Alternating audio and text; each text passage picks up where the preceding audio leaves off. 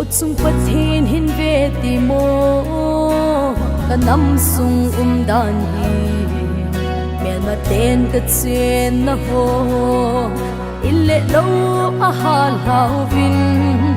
a sopi nu mai cheng ho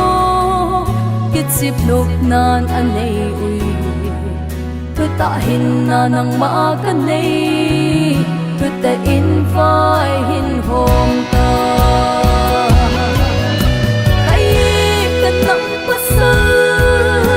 hang san ho nung ka in tha khat pan khat si ko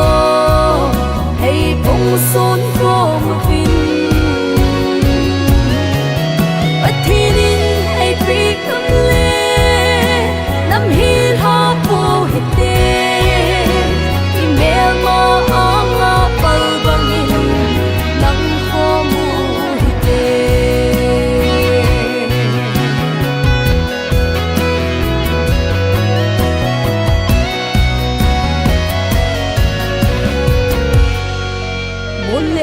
lai zon ngay chẳng ho ku ki chanu chapatia mel ban na bol eng si pan pi ngay na ka na ho na thi san lo na ho na tho im na ho hi nam pi lung lai sa hin mil ni him him pon te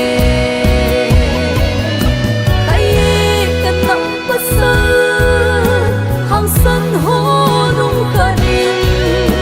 tha khat pan kat si ko hey bong son ko mo vin Pathen hey pi kam le nam hil ha po hite email ma anga pal bangin nang ko mo hite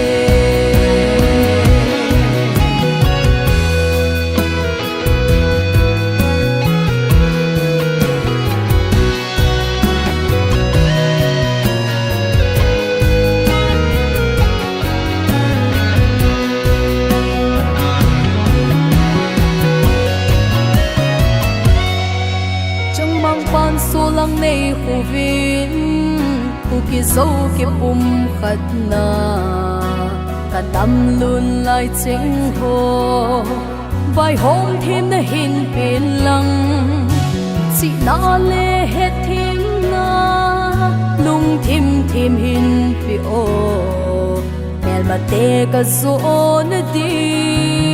kan na mu ding det sin hen